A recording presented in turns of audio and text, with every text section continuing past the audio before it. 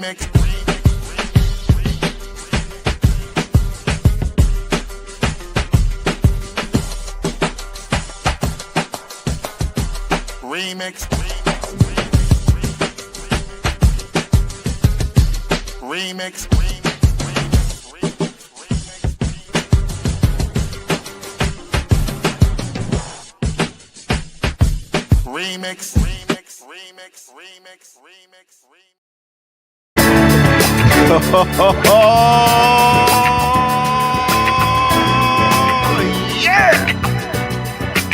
Welcome out. This is the Remix Morning Show. Right here on Black Liberation Media. In case you didn't know, I go by the name of the Ear Doctor, and it's time to bring you that boom back breakfast. Yes, we have the crew coming through. You know how they do. Let me introduce them to you. Let's start off with Jackie Lukman. And burn it down, get brown.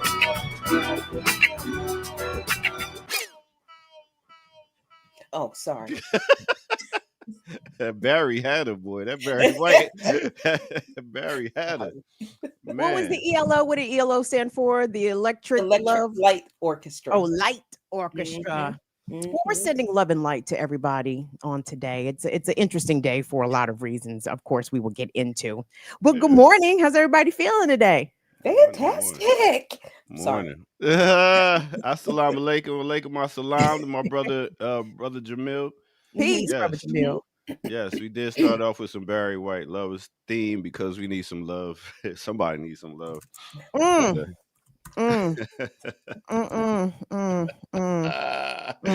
Y'all dressed in black like y'all wouldn't going to somebody's funeral. Not intentional. Dressed in all black like the Omen. Have your friends singing, "This is for my homie. Do you know me?" For making niggas so sick. Hey. Oh my goodness. You got Gangsta Lean? You got Gangsta Lean queued up? We need Gangsta Lean because it's song dedicated to the homies. Gangsta Lean. You ain't right. You ain't right, boy. Oh my goodness. What a yesterday. Yo, we're gonna need some mods in here today. All right. So Imani and James, I need y'all to check out from y'all real jobs for about 2 hours. Stay on alert. Get on the swivel. Because man. Yeah. Wait a minute. Y'all was out in the streets yesterday. I heard Goddess Crew was talking to y'all. What happened? Y'all was outside? Yeah. Where's y'all at? Trying to get outside, but then there was an accident in the rain, and people in this area can't drive in weather. So I'm trying to get to the thing. Goddess Crew calls me, and not Goddess Crew, you know who I mean. It's too early in the morning. Calls me and is like, "They're not letting us in." I'm like, "What?" In the car. And we get Kim on the phone. Kim is out there. Kim is live streaming. She's interviewing folks, and it was. Oh, snap. Street reporting, huh? Outside. What? I was so outside. God. I was so outside. I was getting rained on. That's how outside I was. What? Okay? No, we were at the Prince George's Parks and Planning Commission building because there was a meeting taking place discussing the possibility of constructing data centers in Prince George's County. And we know that data centers are an environmental harm. They are a social harm on the community. You know, all kinds of negative things. So we were there to see the people turn up. And Jackie, don't know if you saw my stream. Folks was out there. They were out there at 1:00 in the afternoon on a Wednesday. I was extremely impressed. Man. You know who else is out there? About Franklin. Oh, he's at what? He's out there.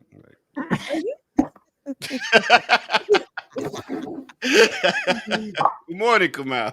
Good morning. The first thing I saw in the chat is don't get banned. Don't get what? Don't get banned. Hey, you know I had that little backstage speech with him already, Kamal. I thought about that too. Yeah. Right. We already got our pep talk. Yes. Yes. We're gonna have a good, clean game today, y'all. I'm gonna try really hard. Like breathe. Man. Anyway, Some people can't anymore, but breathe. Whoa, touche. I For my got it. fault. What you No, saying, Kim? no. I ain't saying nothing. I'm gonna hold it. Go ahead. What you about to say? Oh, nothing big, man. It's big up to all my Virgos out there. It's a lot of my friends are Virgos, so big up to all them. Oh, my sister's birthday is in 2 days.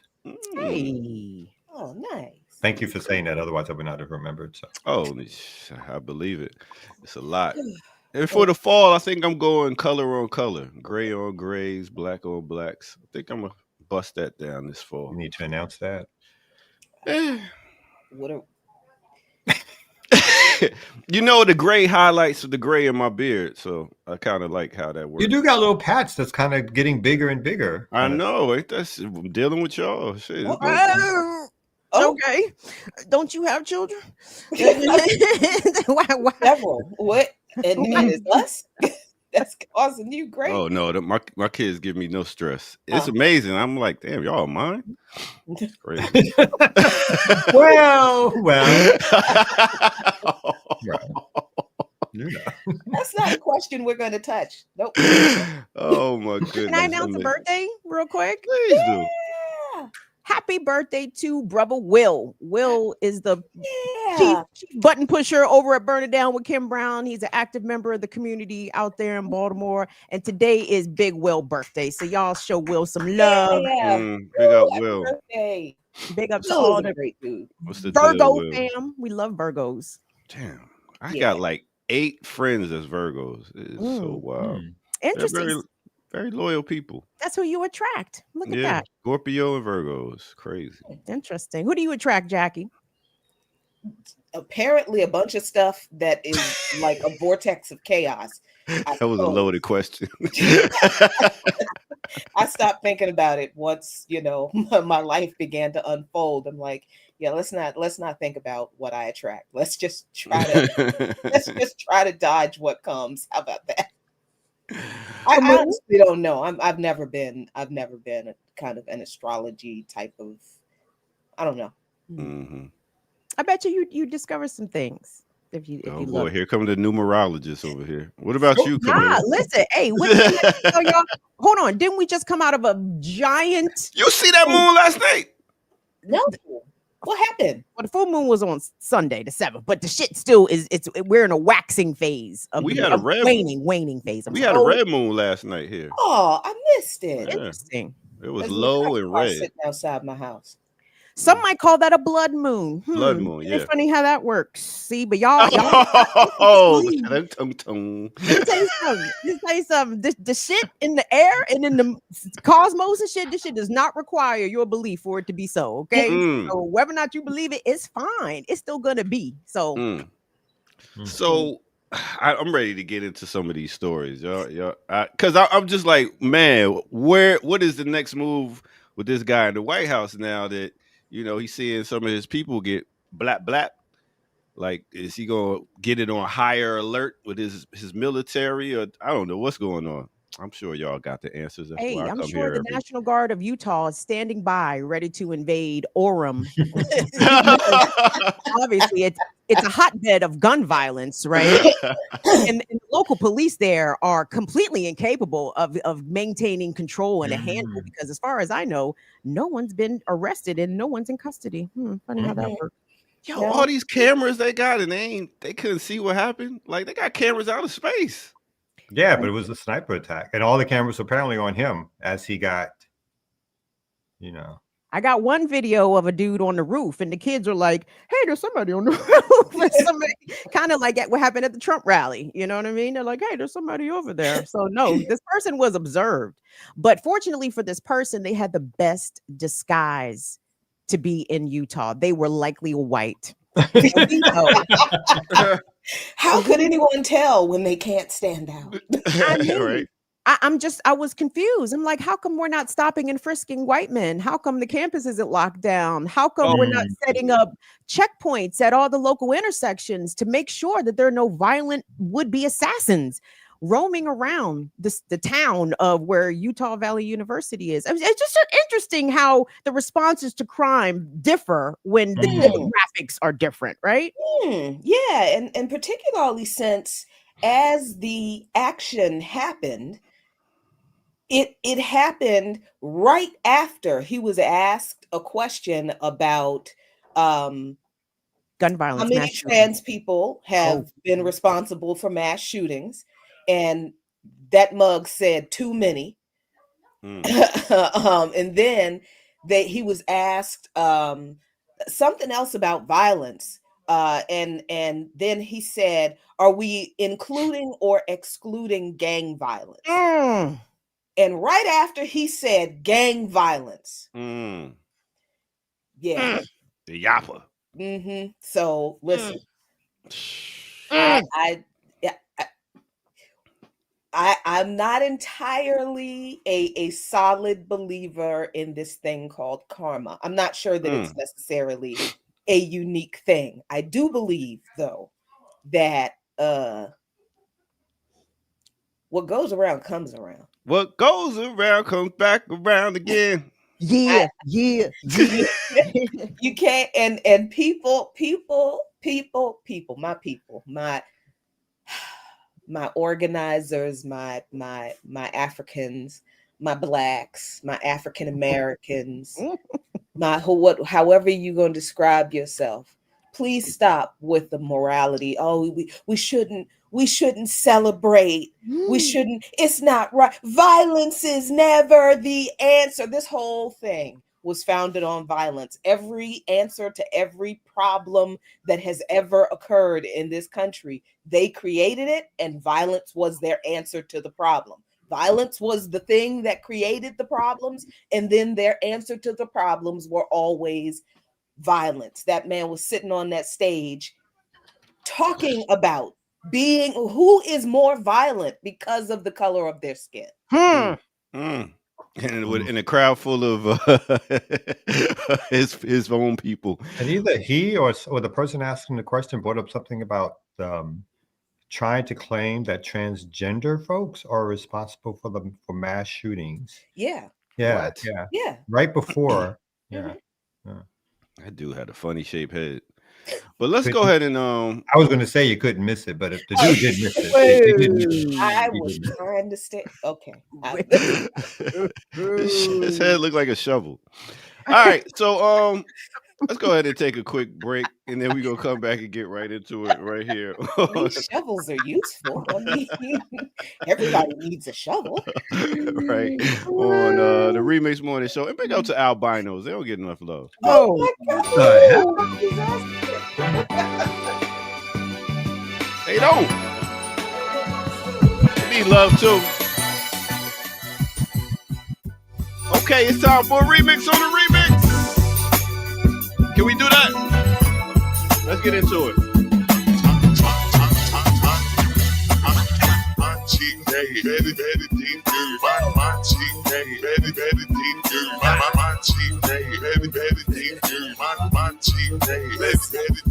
I'm saying my chick bad, my chick hood, my chick do stuff that your chick wish she could. My chick bad, badder than yours. My chick do stuff that I can't even put in words. Her swagger don't stop, her body won't quit. So full pipe down, you ain't talking about this. My chick bad, tell me if you seen her. She always bring the racket like Venus and Serena. All white top, all white belt, and all white jeans, body looking like milk. No time for games, she's full grown. My chick bad, tell your chick to go home. There's no need to. There's no need to. Okay, let me take you to a time and place. Let me take you back to 2004. We talk about Eric Roberson off the album The Vault Volume 1.5. The name of that song is Right Back to You. Mixed with a little bit of 2010 with Ludacris off the album Battle of Sexes. The name of that song is My Chick Bad. Hit that like button, subscribe if you're new to the channel. Go to patreon.com, become a member over there.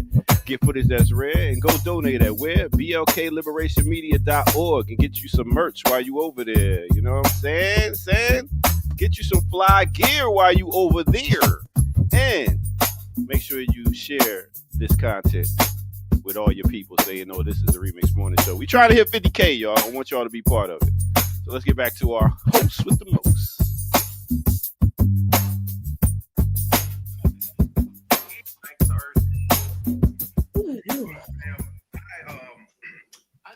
Hey, sorry. All right. Show Sorry, I'm me. trying to find Professional videos. over here. I also was trying to find. I'm like trying to find this dude's like most famous racist quotes kind Oh, of thing, just to be like, just to show folks who this. And I barely know this person, to be honest. It's like I'm oh, not very familiar with them, but I do know that they were full of like racist, misogynist, sexist, homophobic, anti-Islam, pro-white nationalist quotes. And this is the guy that Gavin Newsom, the liberal governor of California, platformed and said his son loves him. Wasn't disturbed by the fact that his son loves him. Didn't say he chastised his son for loving him, but basically promoted this dude on his show and wonders why. Yeah, wonders why. Again, in terms of the general society, why Black folks just cannot trust white liberals and or white conservatives to be anything but pro-white nationalists. And their disputes are amongst themselves in a lot of ways. And we're always on the outside of that, told to shush, quiet down, not to say nothing, keep it to ourselves, leave it alone. But, so it's amazing also, and I know we're going to get into it more, that the president of the United States has said that flags will be flying at half mast until next week or something, like Sunday or Tuesday or some shit like that, for this 31-year-old conservative who again is a race baiter and a white nationalist. So that's the country we live in. Yep. This is man's.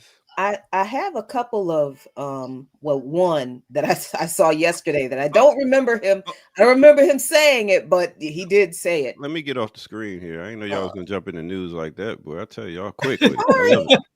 Sorry. It's just too much going on to delay. Let's try to do it the right way. Let's do it the right way. Okay. All right, let's do it the right way. Let's get the news popping. Slap that. Won't you?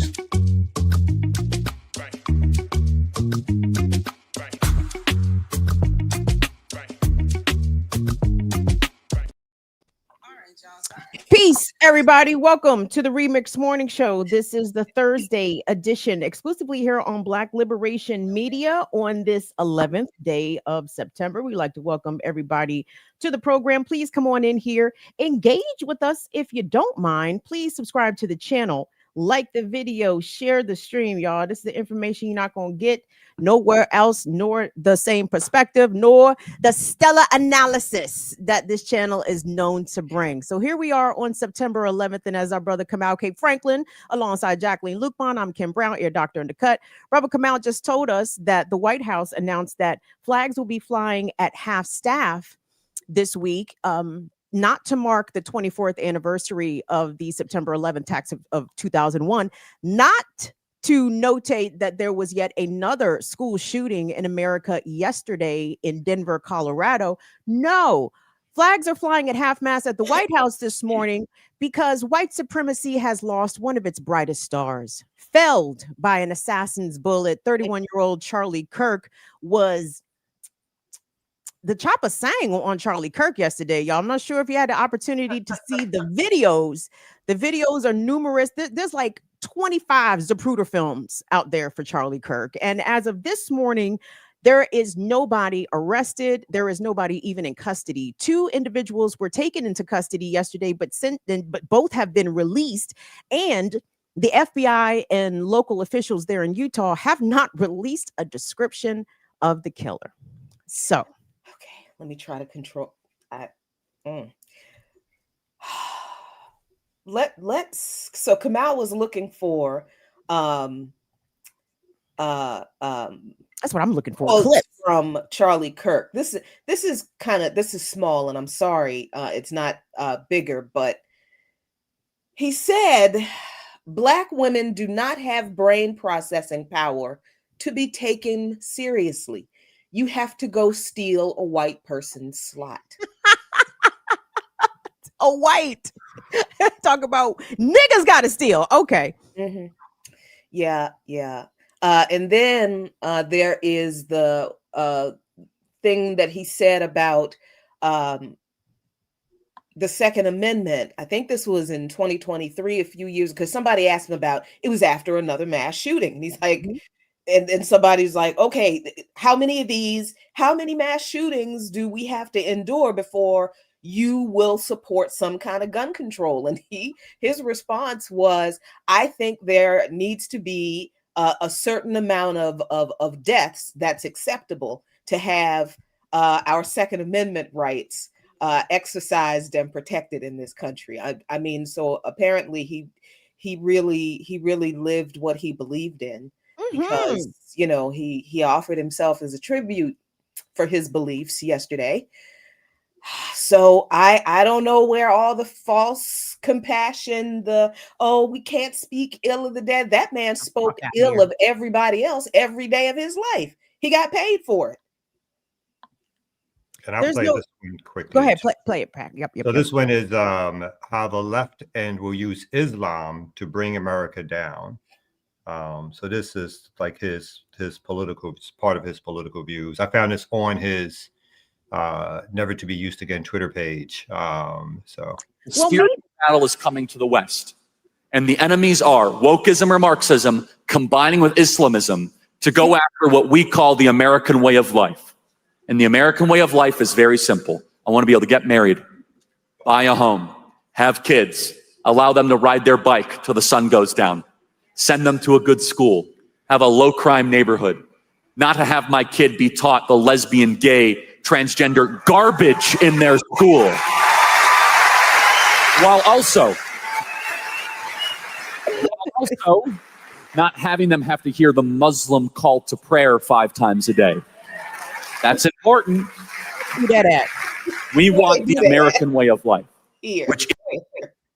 So yeah, and that's just a sampling, and some of this is just a sampling of his most tame comments.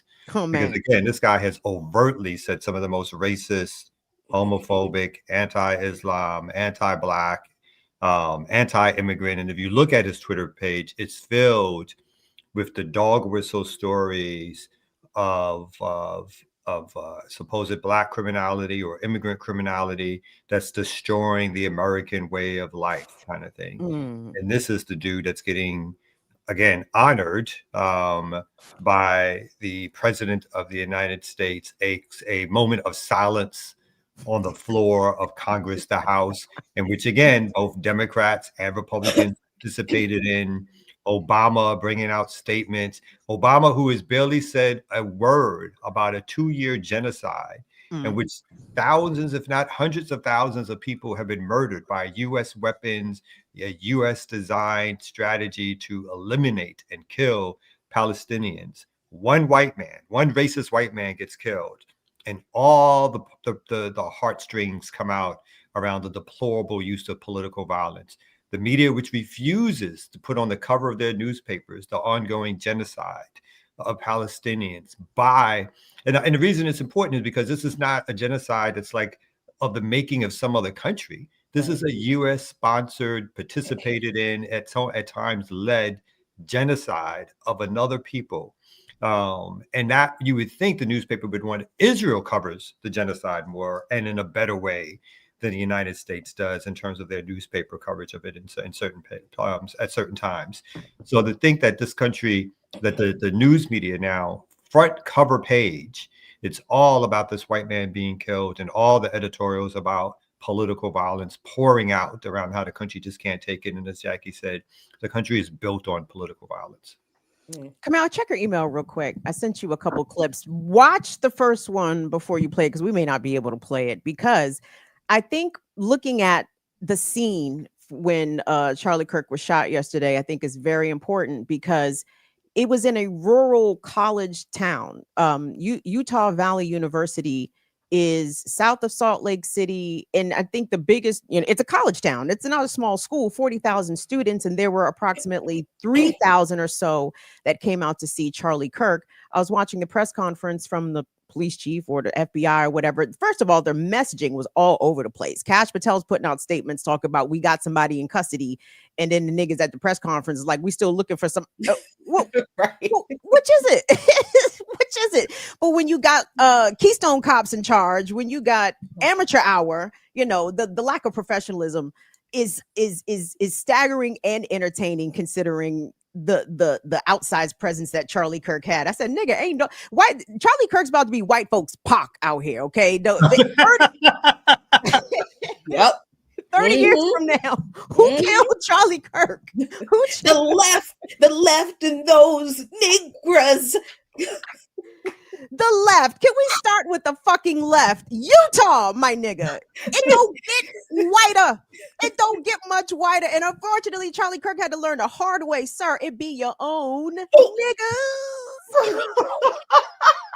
It be your own niggas. It be your own niggas. Because y'all, had there been an obvious Latino, an obvious Negro, an obvious Arab, that person would have been seized, held, shipped off to ICE detention, regardless of their citizenship status. So we all know it was a white, right? So all of this fake, I can't call it fake outrage, because I guess they are outraged, but they should be more mad at themselves, right? This is your violence, white folks, white supremacists, white nationalists, white racists. This is your violence coming to eat you. As it will. I can't say I don't. This is not likely to stop, right? And for all of these conservatives to be turning their ire towards the left, you don't know who shot them. You don't know what the motivations were, but we do know it was a white. Because had it been a non-white, they wouldn't have gotten away. No. Everybody knows that. Everybody in the whole place would have turned around and pointed to the non-white, even if the non-white wasn't the actual person who did it, because that's how conspicuous a non-white would have been. So this and oh look, my goodness. Okay. Do you have the video, Cabal? I have everything pulled up. I'm still stuck on the Pac reference. I haven't even caught up to the other laughter. I'm still on the Pac reference. Okay. So so the video that Kim, it's no blood in the video. Okay. It is a scene of the shooting, but really what you see is him talking and falling. So I like the dialogue because it kind of let you know what was being said, what his final words were. How on brand. Wow. So I think we can do this one. Okay. Because it's news. This is newsworthy. Yes, this is what is consuming the news cycle right now. So we're not showing gratuitous violence. This is the news. And again, there is nothing that you can see here. And I'm going to turn it up and start to play it. Okay, let's get ready. You know how many mass shooters there have been in America over the last 10 years? Counting or not counting gang violence? Great. I think the audio didn't match up with the actual. You could see people scrambling. Mm-hmm. I believe some of those guards were ducking, not necessarily trying to. I mean, there's now the interesting thing I think about the discourse that was happening right before he was shot. The person who was asking him these questions about transgender mass shooters was challenging him. It's not like, I want people to be clear that it's not like everybody there was, yay, rah, Charlie Kirk. There was at least one person, the person who literally asked him those questions, who was there to challenge him, because the person asked, how many transgender mass shooters have there been in the past 10 years? And Kirk says, with his smugness, typical smugness, too many. And the person said, well, no, it's been 5 in the past 10 years. And then they're like, and then they ask the question about, some kind of violence. And then, he says what he says about, are we including or excluding gang violence? And before the person could respond and correct him, he was eternally corrected. Amen. Okay. Listen. So I appreciate marksmanship, right? And that's not even, I'm not even trying to be funny. Like, people that can shoot well, I think it's a skill. Do you guys understand how skilled that person, that individual, whoever they may be? I was watching all of the armchair forensic pathologists on TikTok, and everybody was saying to hit him. So what you see when the blood, for y'all who haven't seen it, if you don't mind gore, it's gruesome. I'm not going to sit here and act like the shit was not gruesome. It was gruesome, but it looked like they're saying that was the exit wound. So Oh, the would-be assassin had a very small window to strike. And people are trying to gauge how far away they were. Was it a downward shot? They're speculating that someone was on the roof and shot him at a bit of a distance. Obviously, the shooter was not in the crowd. But nasty work, y'all. I mean, many are speculating, was this a professional hit? Some are speculating that he was about to turn away from his Zionist position, go the way of Nick Fuentes, maybe the way of Tucker Carlson. So Israel had to do him up. There is a story on Jezebel.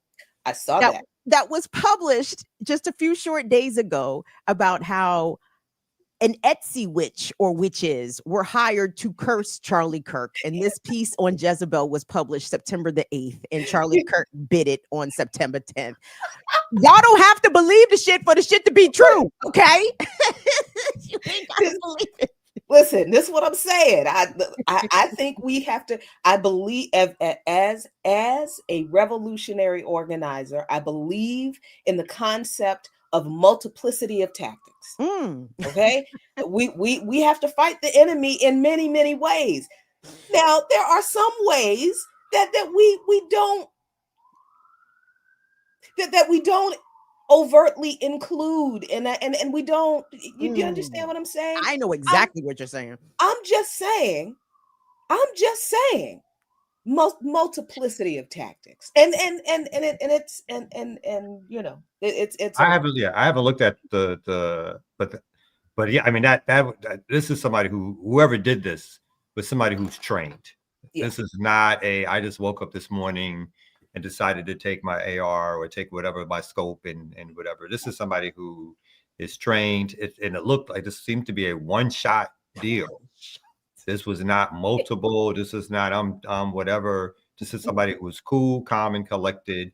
You know, again, if we're speculating, then obviously I would assume this is somebody who has some service training, probably in the U.S. military, where a lot of mass, people who, because they're told to go over and kill kids and told to go over and kill other people, and they bring that shit back here too. So my speculation is that this has got to be somebody who has some training, some forethought, knew where, planned this out in terms of knowing where to go. And I agree with you guys. I think I would be shocked if it's not a white boy. Who else could go and probably scope out that area days in advance to figure out where they're going to be, knowing where that tent was probably going to be posted, that kind of thing. And because this is what this dude regularly does. Like, this, I think the thing that like people are seeing now, these different folks who are doing this, let me debate 35 people in 5 minutes. This was his stick. This was the stick that he created that got him to the attention at these college campuses, was to go around and letting people debate him. But again, he would say the most outrageous, what we would consider, or I would consider like most outrageous things. And it doesn't matter if he was factual. For them, he was entertaining, right? And he said the right-wing racist views they wanted to hear. So again, all that to say, like, this was a well-planned, relatively speaking, I can't even say attempt, killing of this dude. So it's so targeted because this could have easily been a mass shooting if they wanted to. You had thousands of people basically fish in a barrel. He could have been picking people off left and right. He fired one shot. And of course I say he, but it don't have to be a he. It was definitely a white though, regardless of the gender. White was the best disguise to go into Utah. And I just want the whites to understand. Speculation is also a white male. I mean, how many most mass shooters, the overwhelming majority, if not almost all of them, this is a male impacted like crime or psychosis or whatever. Yeah. I mean, and look, we could be wrong. We could all be proven wrong. We could all but it's our job to speculate. And it's okay. It is okay because it doesn't even matter. It doesn't matter if we do turn out to be wrong and the person is not one of them. Doesn't matter. The narrative, the history, the truth, him, who he is and what he said and his horrible, evil influence, that stays the same. That because this is a country where a teenager from Chicago was, and this was just reported yesterday, I think as well, a teenager from Chicago signs up with the Israeli occupation force, goes to Gaza to participate in the genocide, and comes back bragging about how they got their first kill. They killed one a Palestinian, and then killed the brother of the person that he killed, because his brother went back to get his brother's body. And this monster from Chicago says, I don't understand why he did that. What was so special about that corpse? Wow. These are the kinds of people that the ideology that these folks produce. But these are also the kind of people that this country's ideology produces. These people are not aberrations. Charlie Kirk is not unique. He has a following because so many people agree with what he says. He's not saying stuff that they never thought of. He's not planting ideas in their head. They like what he's saying because they agree, and they're glad somebody is saying it.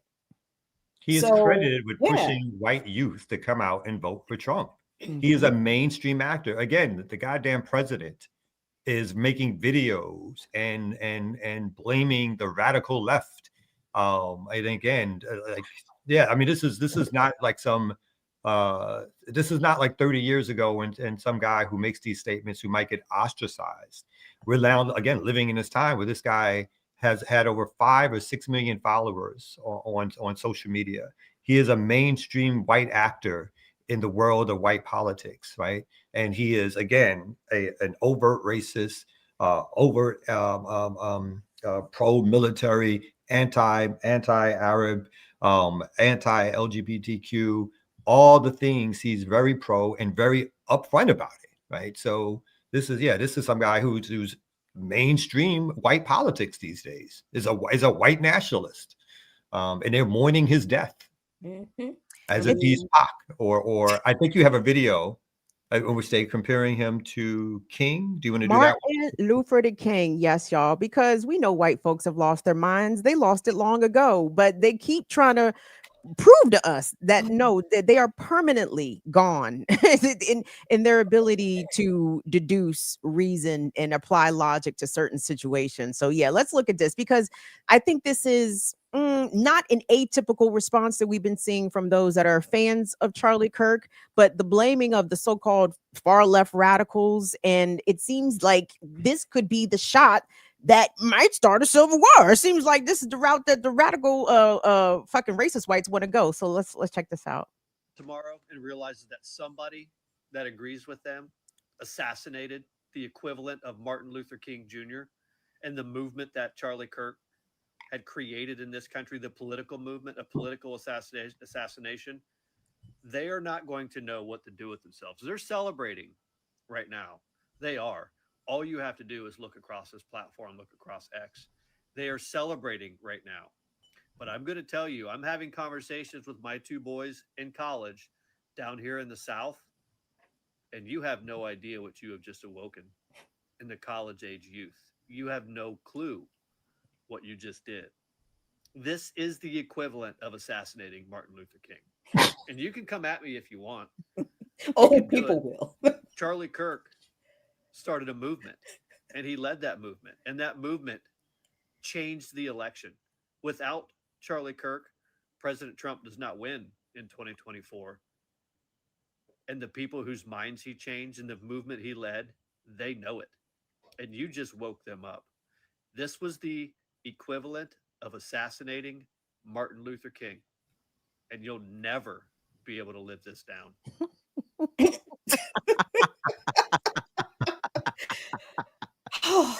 I love them.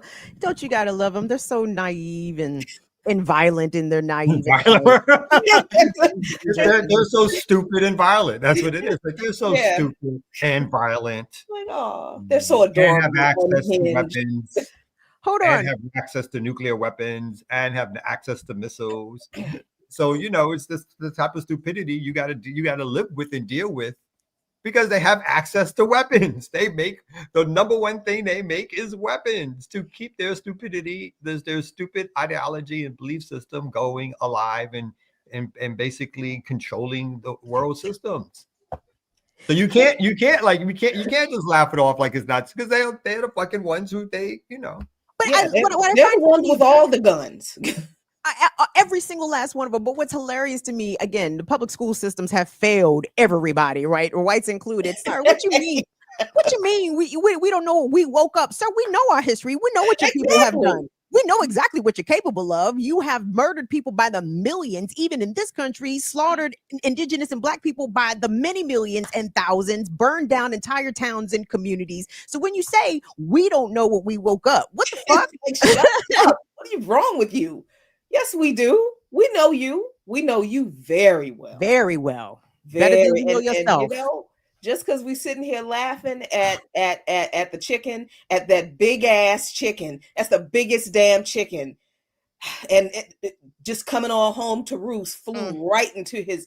Anyway, listen, we understand how serious this is. We know these people are we know that there is going to be a blowback. We know this. We know. But look, the saying karma is a bitch exists for a reason. And you cannot put all of the hatred and the evil and the violence out here that Kirk as an individual put out and justify it as some type of a higher moral enlightenment than the rest of us unwashed masses, and not expect blowback. I mean, look, it's But Jackie, he had a One second, family. somebody His said wife was there. His family was there. I'm still trying to get around the reality of some woman who claims to be normal who wanted to lay down at night with that dude every. Ew, right. Sugar Shane said, not Charlie Luther King. He raising little Adolf Eichmanns and whatnot, and I'm supposed to be concerned about his family. His kids are the next damn. What was the name? The butcher of Auschwitz. What was his name? I don't know. Mengele. Joseph. He raising fucking future Nazis, and I'm supposed to be concerned that his wife and his kids would. Man. Hey, chat, real quick. So, what are the type of tributes we're going to see to Charlie Kirk? I'm guessing his face on T-shirts, right? They're gonna put Charlie face. At the least. This is white gonna start doing the memorial T-shirts now. Oh, a couple of statues. There's going to be a couple of statues. Yeah, the murals. Where are the murals going? Oh yeah, the white murals with the angel with the halo in the back. Knowing this man is roasting in hell. The ones that when I was looking for quotes, like from the through Google, the ones I found were the ones that were the most innocuous ones. Those are the ones being promoted. Like, you gotta say what you mean and mean what you, it's kind of like the most. It's like but wait a minute, what are the actual things that he was saying? Not like the beginning statements of like, I believe in patriotism and freedom. Those are now the quotes that are being highlighted that he brought us, kind of thing. That's where we're about to go. Mm-hmm. And we were talking about Newsom earlier. Of course, he issued a statement, and of course, the statement is trash. And of course, the Democrats are all, and even some folks who claim to be progressive. Everybody is, we shouldn't celebrate. Look, I don't see it as a celebration as much as, listen, these are consequences. Y'all are always talking about personal responsibility, how people are poor because they haven't exercised any personal responsibility for their lives and their decisions. Okay, well, we're just talking about the fact that Charlie Kirk never took any kind of personal responsibility for the hateful, evil things he said and the harm he did. And now, because he never took personal responsibility and changed his behavior, somebody else did. Isn't that what they tell us all the time? The reason our kids are locked up is because they don't take personal responsibility for their actions. As parents, we don't take personal responsibility for our children. Oh, this is just consequences.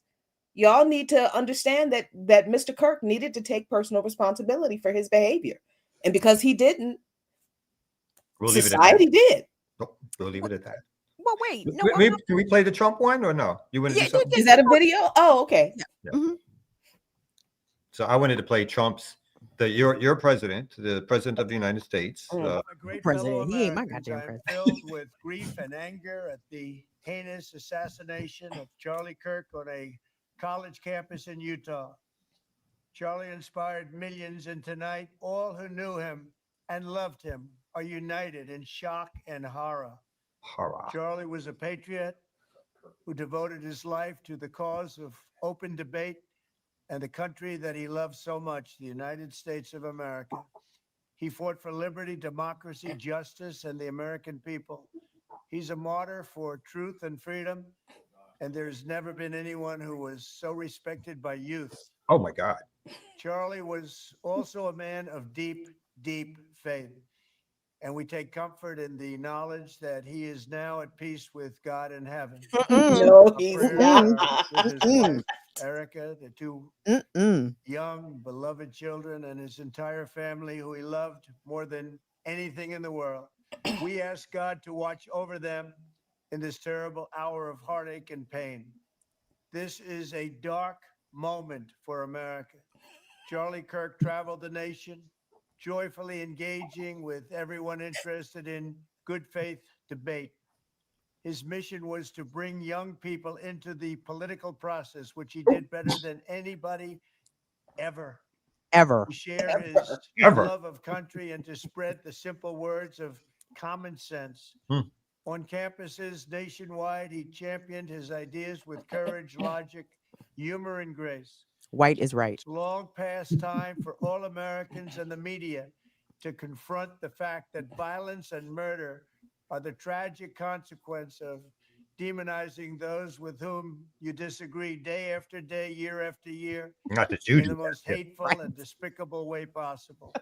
For years, those on the radical left have compared wonderful Americans like Charlie to Nazis and the world's worst mass murderers and criminals. He was a This Nazi. kind of rhetoric is directly responsible for the terrorism that we're seeing in our country today, and it must stop right now.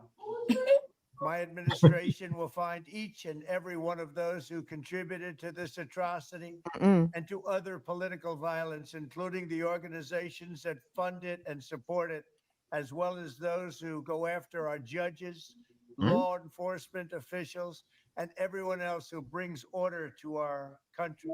From the attack on my life in Butler, Pennsylvania last year, which killed a husband and father, to the attacks on ICE agents, to the vicious murder of a healthcare executive in the streets of New York, to the shooting of House Majority Leader Steve Scalise and 3 others. Nigga, that was 10 years ago. Radical left political violence has hurt too many innocent people and taken too many lives. Tonight, I ask all Americans to commit themselves to the American values for which Charlie Kirk lived and died. The values of free speech, citizenship, the rule of law, and the patriotic devotion and love of God. Charlie was the best of America, and the monster Why who is he attacked still him talking? was Jesus attacking Christ. our whole country. I can't An stop it. I assassin feel like I tried have to to hear the silence whole him with a bullet. I was like, this is torture now. What We are will you ensure doing? that his voice, his message, and his legacy will live on for countless generations to come. Oh God. Today, because of this heinous act, Charlie's voice has become bigger and grander than ever before, and it's not even close. What? May God bless his memory. May God watch over his family. Okay, that's enough. So, real quick, just a quick reminder, in the state of Utah, Utah is permitless carry. It's open carry. It's one of those states that you could probably buy an AR-15 at Kroger, at the Piggly Wiggly, at the Circle K. I'm trying to figure out what's in the region. You could probably get a gun anywhere, and with not a lot of scrutiny. And here's the thing about the assassination of Charlie Kirk. It gives us an opportunity to really explore the scourge of white on white violence. Did you guys know that when a white person is shot, 90% of the time, the person that shoots them is another white person? I think it has to do with the family structure. You know what I mean? Their fathers in Where some of are their their homes. fathers, Kim? Where are so the fathers are in the home, Jackie? I think that's the problem, because they're being the children are being sired by monsters. Okay. Did you know that white men are the demographic most likely to commit child sex abuse? Did you know that white men are the biggest demographic to commit mass shootings and school shootings? I mean, look at the family structure, look at their values. I mean, why don't we talk about, no one talks about white on white violence, and it drives me crazy. We just give these people free passes to rain violence and terror in the community. Nobody asks them, they get nothing but subsidies and handouts, they get all the breaks. And white on white violence is the scourge of our time in this country. And I don't understand why people aren't talking about it. Completely agree. Yeah. It's a pathology. They have a pathology that needs to be studied, taken apart. We need to have some deep dive into their household structure and their culture and their history. I completely agree. And no one is looking at that. This is a white issue, something that has to be done about these. I think there need to be some special jails where some of these white folks get rounded up and studied and looked at and probed and just off the streets. We need to get the white males off the streets. Have you seen their children in public? Absolutely unruly, ungovernable. I mean, just this lack of discipline. It is incredible. And the disrespect. I mean, the mouths on these kids. Oh my God. They're just, who is raising them? They are raised by wolves. They are raised by wolves. And the women. What is up with the women? What is up with them? Where are they? They're chasing their Stanley cups. They're chasing their she sheds. They're chasing all of the things that they're having their day drinking. And now I've heard some of the mothers are even smoking weed. Oh my God. Around their children, because they say that they're stressed out. They're your children. They're blessings from God. Why are you taking drugs to raise your children? And I don't want to go there. But there has been some science that's talked about brain size on these ones. That I don't want to go there. I mean, but I think there's some real things that we need to look at in terms of just the science behind the brain size and stuff like that. So I just think some of that is really important to look at and view and talk about a little bit, Well, I think it's faulty genetics, because if you look at their ancestors, if you look at where they come from, not even talking about the Neanderthals, we're not even going to go back to the cave people, but just look at their ancestors since they've come to this country. Look at what they have committed. Look at what they are capable of. Do you guys know that white people used to pack picnics to go to hangings and lynchings? They would take their children to experience these horrific instances of violence, and the children would sometimes participate. I mean, you cannot reason with people like that who just has violence embedded in them, in their DNA. Hey, they said used to eat us. Hey, they say call it picnic because they would pick a nigga. But big up to Dr. Francis Cress Wilson. I would say okay. Nah, that's what some people would say. They would say call it picnic because they would go pick a nigga. Okay, but and that's not true though. Okay. Well, big up to Dr. Francis Cress Wilson. They lack melanin. I've been trying to tell y'all that for a long time. Hopefully y'all listen to me one of these days, boy. I tell you. Oh boy, y'all on the roll, man. I gotta say, I ain't even want to take a break. How many people we got watching? We got 383 people watching. We got any trolls? We got any Charlie Kirk mourners joining us today? Nah, not at all. All right. They're on their own channels today. Yeah, for real. They're on Rumble. Exactly. Fomenting revolution today. This dude called George Floyd said he was overdosed from drugs instead of that knee being on his neck that caused the death. This dude was wild. Anyway, couldn't happen to a nicer guy, y'all. Oh my goodness. Yeah, I mean, but I did in all seriousness, looking at the things Kirk has said, and listening to what Trump just said, all of the lies, the absolute blatant racist lies that they tell, that they completely believe. I really feel like the thing we should really be taking away from in this moment is being very clear that there is no reasoning with people who believe the lies they spin. They know they're lying. They know that everything they say is a racist lie. And they just keep saying it. They just keep, because they really do want that to be true. That is the society they want. They want us to either be off in a corner somewhere so they can exploit us and stop complaining about the exploitation, or they want us all gone. They really do hate us. There really is no reasoning with these people. They really do hate trans people. And liberals and Democrats, if you see the way they are responding to this Nazi Klansman being murdered, and they're talking about, they're bringing out all this compassion for somebody who advocated death for other people, then they are no better, Democrats and liberals, than these folks. If we don't understand anything else from this moment, watching these politicians respond today to Charlie Kirk's murder really ought to make it clear to us who is on our side and who is not. And none of these politicians are. Well, on that note, let's take a break and come back. Listen, if we get 77 more people, we reach 50K. So let's get 77 more subscribers so we can reach this. Hit somebody up, y'all, while we on this break. Or y'all can listen to the break. It's up to you. But hit somebody up while you're listening to the break and let them know they need to subscribe to this channel. All right, with that said, let's get to it. Right here on the Remix Morning Show. Do I got my music together? Yeah, I do. Let's go.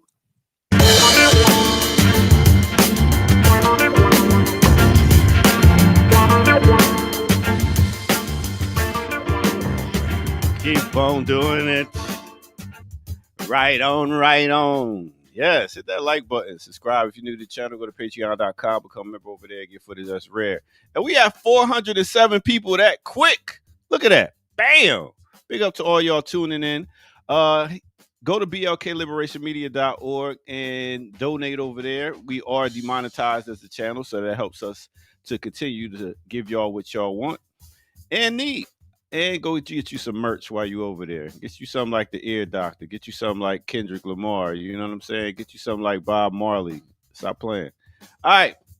Now, let's talk about the guy you seen on the cover. Let's talk about the one them call Barry White, also known as Barry Eugene White. Let's get it straight. Coming straight out of Galveston, Texas, wound up moving to Watts. He did his thing by himself, but he started off with the Love Unlimited Orchestra. They dropped some songs, and then he said, all right, well, that was cool, but let me do my own solo thing. He recorded like 20 studio albums and got multiple awards, he got everything, man. This dude has been on the roll when you talk about making music. Now, the funny thing is, when he was first born, his dad wound up scratching he already had a whole nother wife over here. So moms was mad and was like, I'm gonna put my last name, but the father was like, nah, I'm gonna scratch this out and go ahead and put my last name. So he wound up being a Barry White. Barry White put out over 20 albums. Other than that, in the 70s, he was producing, writing, putting out bangers. Then he came back, did his thing with the Love Unlimited Orchestra, and then he put out songs like Never, Never Gonna Give You Up, Can't Get Enough of Your Love, Babe. So many dope joints, you know what I'm saying? Then he started doing some acting. He was on different cartoons. In the 90s, he came back and hit us with The Secret Garden with Quincy Jones from Back on the Block. So he stayed around for decades. We got to give it up to no other than Barry White, y'all. I can't believe that I'm really here. It's like sometimes when you're doing something that's such a groove. It's hard. Mm-hmm. Oh, I think we would have a good time doing a classical breakdown on Barry White. I Definitely, assume so. definitely. 20 albums. You gotta find. Shit. Wow. I didn't know he made that many. Good grief. Yeah, and that ain't counting compilations he was on. Yeah, because he did a song. He did an album with one of his wives.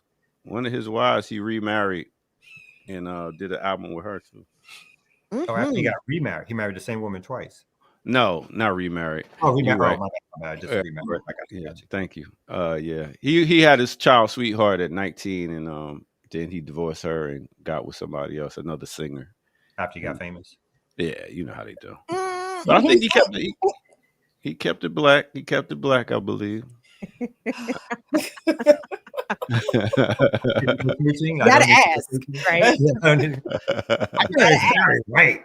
I mean, yeah. The only thing weird about Barry White is his name. You know what I mean? That's the only thing. Mm-hmm. So, speaking of classical breakdown, make sure y'all tune in today at 11 as we do Run DMC. So make sure y'all come check that out. The Kings from Queens. All right. Nice. Later.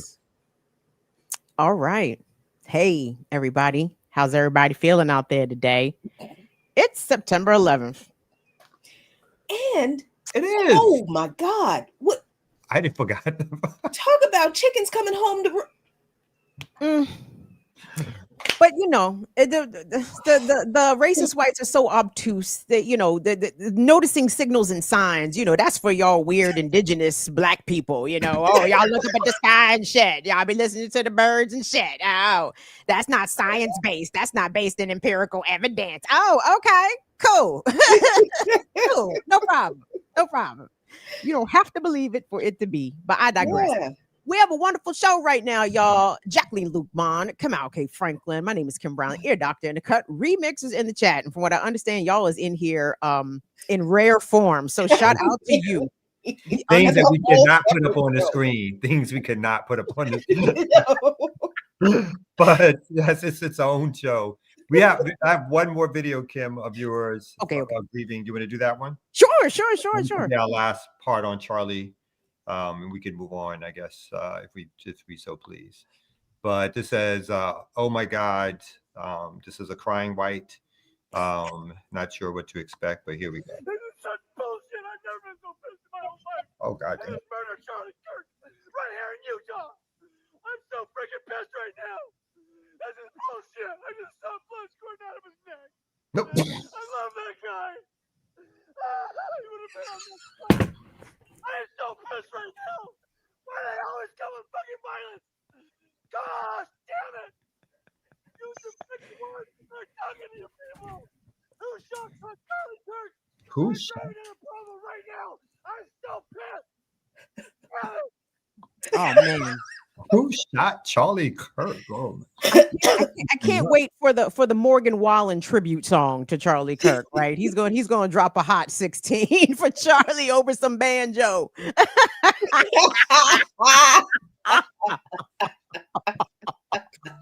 It's the wild thing too. Like again, and this dude, like he's my age. I can't say it's a generation thing. When I am so pissed, it is never my reaction to break out my phone and start filming myself. No, I don't understand when you're that. If you're so pissed, your reaction is to film yourself. And to make sure you have a nice American flag in the background of your. Did you notice how he started in one location, walked over to another location, and got that American flag in that frame and kept that joint in there? He's not pissed. He's a poser. I was like, and that's the funny thing, like y'all, that they are so stuck. Like if Charlie Kirk had been shot in Chicago or in Baltimore, in Oakland, if Charlie Kirk had caught one in a city, the whites would be burning everything down right fucking now. But they don't know what to do with this shit because he was in rural fucking Utah in front of an audience of 99% white people. It's one of y'all. Exactly. Because if Kirk had been shot in DC, they would have nuked this joint by now. Nuked. They're like, well, look, I mean, this happened and the National Guard was already there. Just wipe it off the map. It's just they just can't. They don't. what they would do if this happened in another city where they're already planning with a bunch of black folks, those troops would have been on the streets last night. But because it's in Utah, there's none of that. There's none of that. Because they look, man, everything you need to know about this country, these people, what your relationship in this joint is, it is exposed in this situation. It is exposed. All of y'all folks who think that you are going to appeal to those people to get something from them historically that this country has never intended to give us, this ought to make it clear to you that they ain't gonna give a shit. Not the conservatives, not the liberals. Because if you got the liberals talking about, oh, violence is terrible, political violence, and we don't resort to that. That's not the American way. But the same liberals don't talk about the political violence of the genocide, the political violence of poverty, the political violence of these ICE raids. They can't even stand up and say, you know what? This is what happens to Nazis. I mean, what do you want? They can't even tell the truth about that. You honestly think these people are going to give us what we need, what we are owed? What? Please stop. There's only one way we are going to get what we deserve. And that is we have to take power. You better learn a lesson from Nepal. Shoot. Here's an Obama statement. Obama's statement on this was, we don't yet know what motivated the person who shot and killed Charlie Kirk, but this kind of despicable violence has no place in our democracy. Michelle and I will be praying for Charlie's family tonight, especially his wife, Erica, and their 2 young children. And right below that is an interesting response. It says, if Obama apologized for one civilian drone victim every day, it would take him 3 years. Wow. And that's in reference to Obama being dubbed at times the drone president, because he dropped so many drones, murdering people over his 8 years in office. And so they're saying basically 1,000 people were murdered by Obama. There's not one apology to anybody and their family and their wives or their spouses and their kids that has ever come out of Obama's mouth for the violence that he perpetrated himself and caused himself. But yet a white nationalist gets murdered. And Obama jumps to make some statement talking about how despicable and sad it is. Again, no blanket statement about about the Congo, about Palestine, about white terror in our streets. Nothing at all about that. But when you kill a white, you got to say something, because again, it was the equivalent to the assassination of MLK. Martin Luther King. And when you just said Palestine, that reminded me. Did y'all know Charlie Kirk told a Palestinian person to their face that there was no such thing as a Palestinian? Well, there's no such thing as Charlie Kirk. Get out of my head, come out. Hey, ladies and gentlemen, that's the show. Good night. Wait,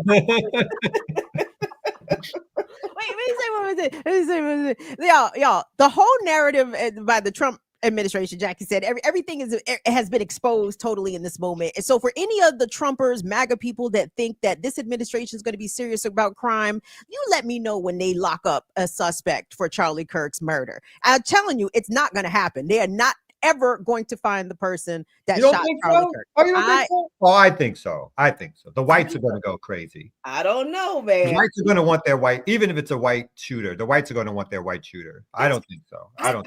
I agree with you, Kamal. I agree with you. Absolutely. They are looking for this person right now. There are search parties of regular old angry Mormons in Utah right now. I'm telling you, they are out there. They went out and got some dogs if they didn't have dogs to go look for this. But from the way this was done, I'm kind of believing that this person has some skills and knowledge that might make it a little bit harder for them to be found than we too many But right. cameras. I don't There's know. Too many I don't know. cameras out there. That's my thing. Is like there's just too many cameras that are catching somebody call off a roof, go into a car. And again, I agree with you. I think this person is, at least in terms of the shooting aspect, has some training, but it's so many cameras out there that's what makes me think that they're most likely going to catch somebody. But yeah. But here's why I think they're not going to catch anybody. They haven't even released a description. Like, why are you not asking for the public's help? There, if anybody in the public has any information, call Salt Lake City FBI field office. No, nigga, no, nigga, no, nigga. What's the vehicle description? What's the description of the person? Who witnessed this person? If they had any of that, I think that they would be broadcasting that. They have none of that. None of it. And to your point about the cameras, but I feel as though if my guy was sharp enough to find the perfect vantage point, if he knew exactly where he had to be there, I would think that this individual would have taken cameras into consideration. And there's so many videos out right now about how to obstruct your face from facial recognition and all kinds of stuff. So I don't know, Camus. I'm telling you, white folks pop Charlie Kirk. Only God can judge him. Y'all know. And God is like, you leave me out of this. I did not. Y'all, that they keep mentioning my name. I don't like those people. I had nothing to do with this. But speaking, we have some more. Oh yes, go ahead. I'm sorry. Go ahead. No, I wanted to share more good news. Kamal, you have good news. Do you not bring good tidings? Since we're on a good news, we're on a good news roll. So I'll bring up this article from the AJC only because I got mentioned in it, I guess.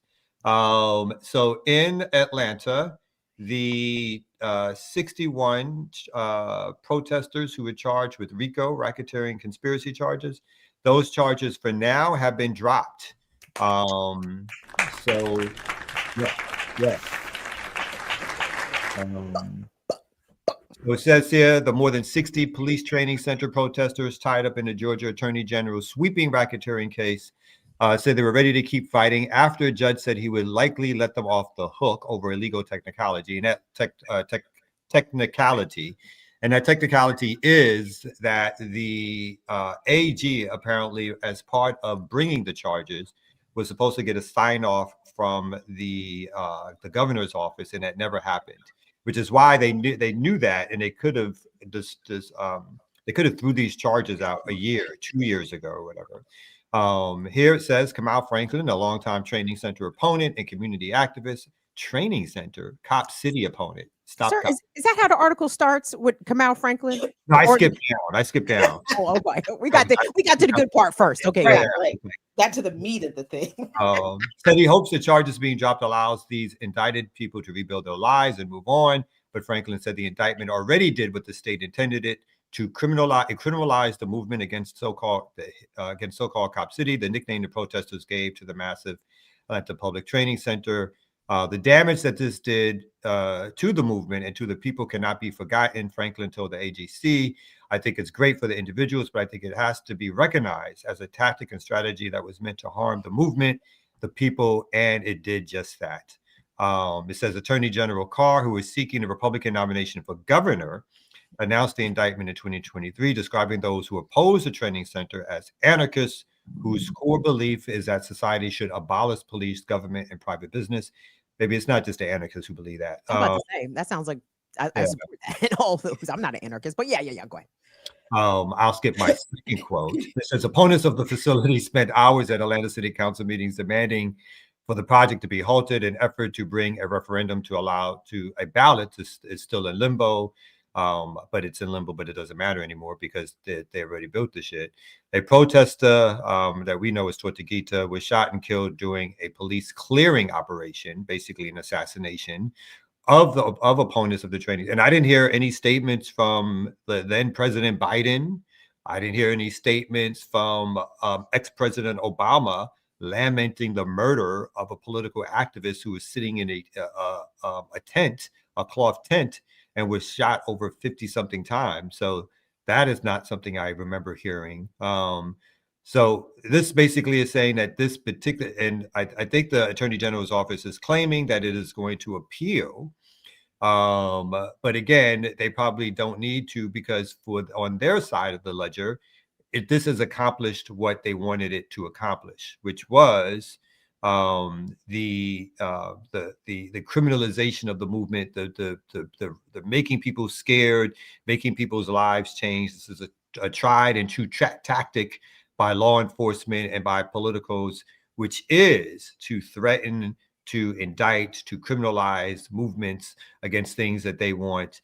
And so it is great on the back end that these charges have been dropped, because again, people can now start to carry on and put their lives back together. There are people who lost their jobs because of this.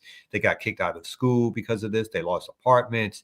Obviously, just the psychological this trauma that it brings when you feel like your whole life is on hold and you might go to prison for 20 or 30 years because of this bullshit and these charges. So in that sense, this is something that obviously people should celebrate and the movement should celebrate.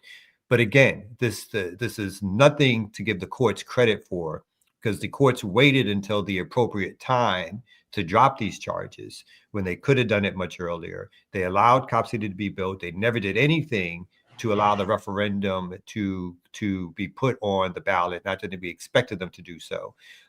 So this is on the back end, and they can claim some credit and have people believe that the court system now is working in our favor, when again, this is all part of a long drawn out process and strategy, which I think some of us even recognized at the time, that this would never go to trial, a lot of these charges, because they were so much bullshit. When you read that indictment, from a legal perspective, even a layperson's perspective, it just reads as comedy. It reads as this something that somebody put together in their basement, not a serious attorney looking for convictions or trying to try a case.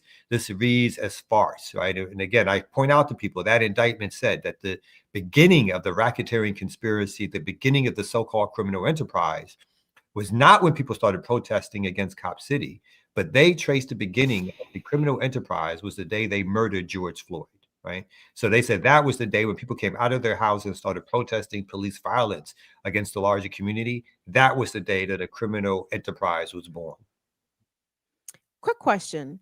So these are the state charges that were dropped. I can't recall. Were people charged federally? No, these are all state charges brought by the Attorney General's office. Wasn't Fawny involved in this somehow? Fawny decided halfway through to drop out because she didn't want her name associated with it, because others put pressure on her. So she dropped out of the charging apparatus and just let the state took over. It didn't mean that they didn't give resources, but they didn't want to directly be involved in the prosecution of this case because there was pressure being put on her in other quarters.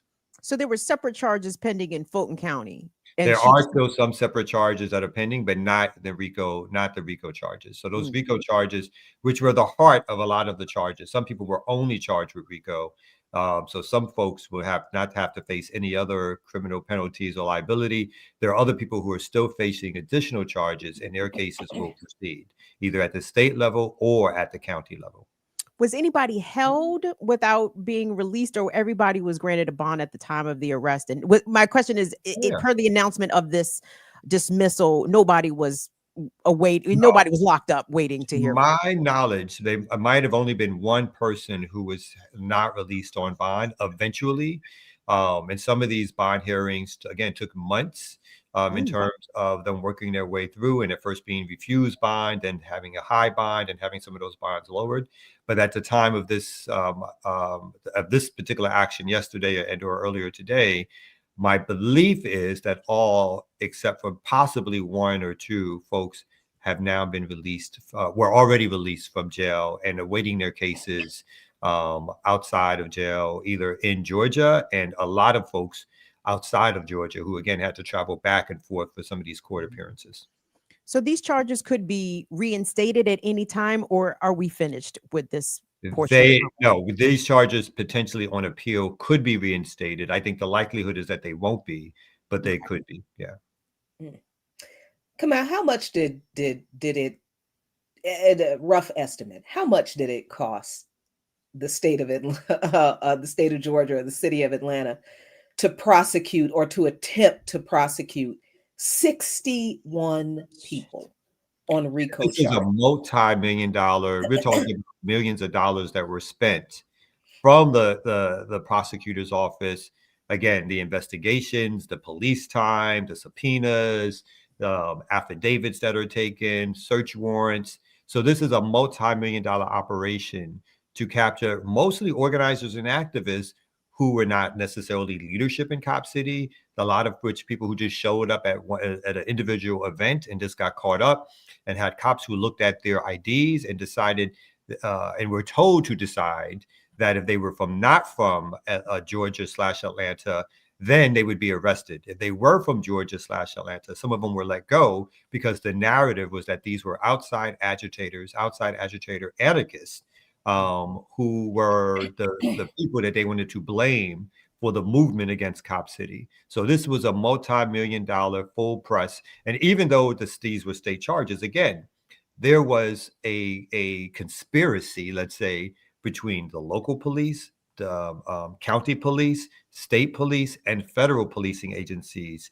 FBI, Homeland Security, Georgia Bureau of Investigation, the county police, the Atlanta Police Department, all were involved in a task force targeting Cop City organizers. So this is a multi-million-dollar operation to stop the movement against Cop City.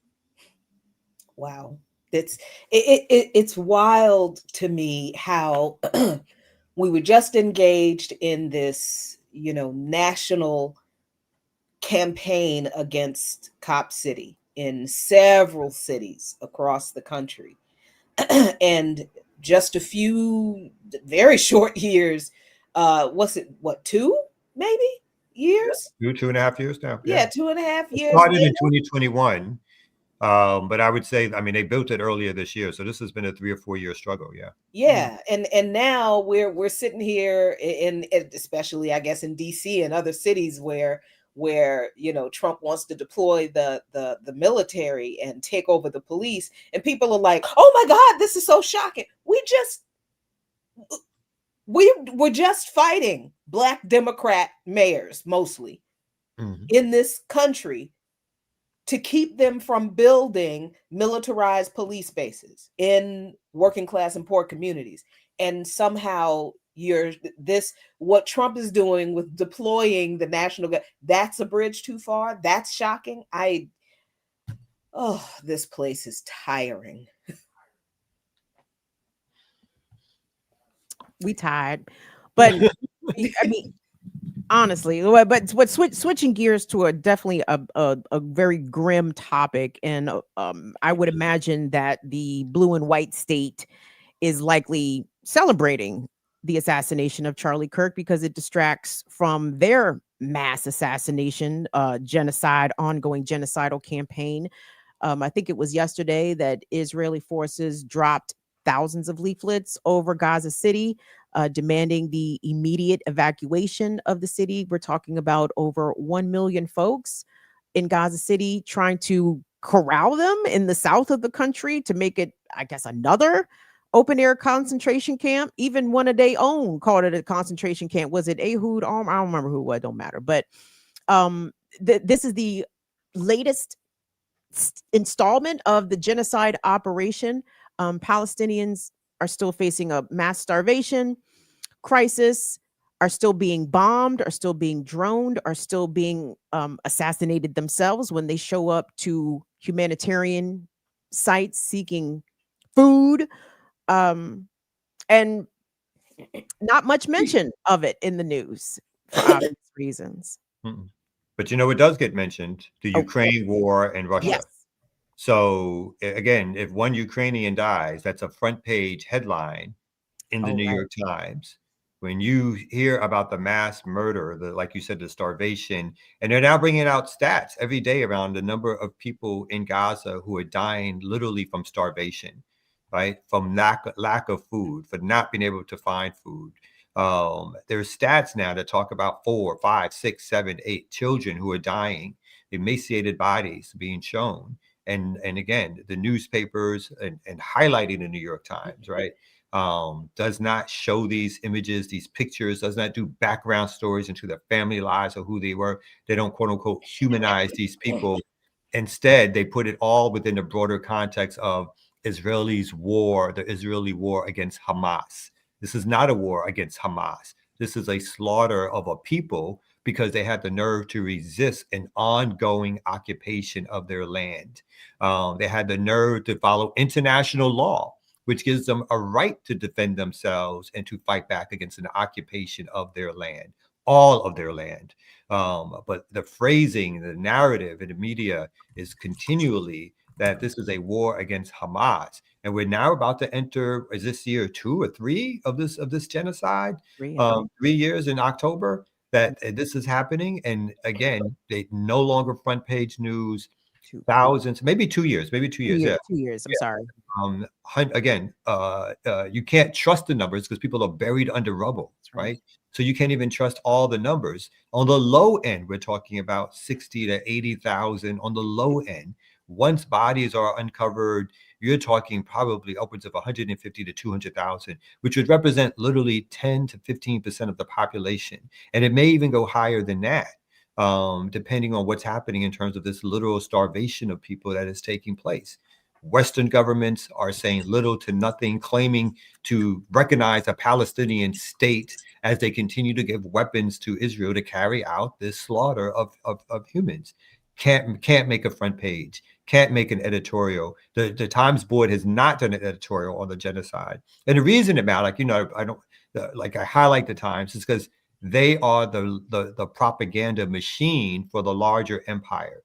What the Times does, whether people agree with it or disagree with it in terms of its coverage, it sets the stories up for news for the rest of the day, both on network news, on local stories. Just as AP in some ways sets a lot of that tone, the New York Times sets a tone for how coverage of news will happen and how it would be positioned and how that propaganda will work. And so when it does hide these stories, when it does lie about these stories and it gives coverage to this genocide, it is extremely important, whether we like it or not, because it is the paper that gets recognized as telling having the most resources to give the most updated stories on what's happening in the world.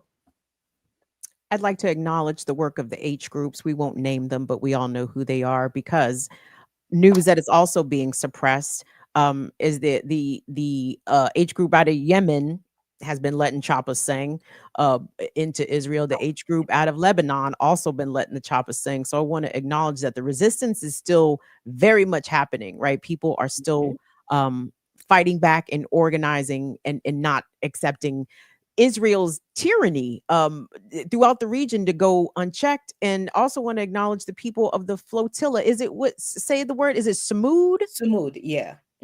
The Samud flotilla, which arrived in Tunisian waters. A couple of the boats came under attack from what is believed to be Israeli drones. Again, came under attack in Tunisian waters, not Israel, not even Palestinian waters. So Israel is just on a roll when it comes to human rights violations, international rights violations, and we know that they don't care. Why would they? Who gonna stop them? But yeah, it's a bad situation. What you got, Jackie? Yeah, God, I got to talk about Nepal because I can't. That's this.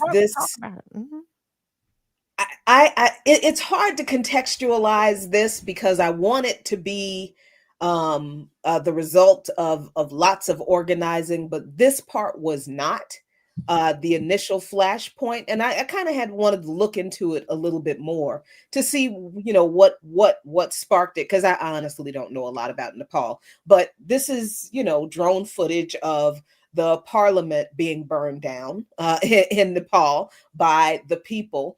So what led to this? According to CNN, and I know it's CNN, but they say what began as a Gen Z-led social media movement against the lavish lifestyles of Nepo kids led to the ousting of a prime minister and the deadliest social unrest Nepal has seen in years. Now comes the complicated question of what happens next. Let's go down, down, down. Nepo babies. Yeah. So they say the unrest started in early September when a group of young Nepalis fed up with seeing politicians' children posting about their designer handbags and luxury travel while most people struggle to make ends meet organized a peaceful protest. Anger had been brewing for years about the country's worsening youth unemployment crisis and lack of economic opportunities, exacerbated by what many viewed as a growing disparity between the country's elite and regular people. Word quickly spread in the Himalayan country of about 30 million. Then a government ban last week on more than 24 social media platforms, including Instagram, Facebook, and WhatsApp, added fuel to the fire. The buildup of the frustration was what led to this movement. Sarisha Shrestha, who attended the protest, told CNN, describing the social media ban as the last straw. The unemployment rate in Nepal for youth between 15 to 24 was 20.8% last year, according to the World Bank, forcing many young people to move abroad to find work.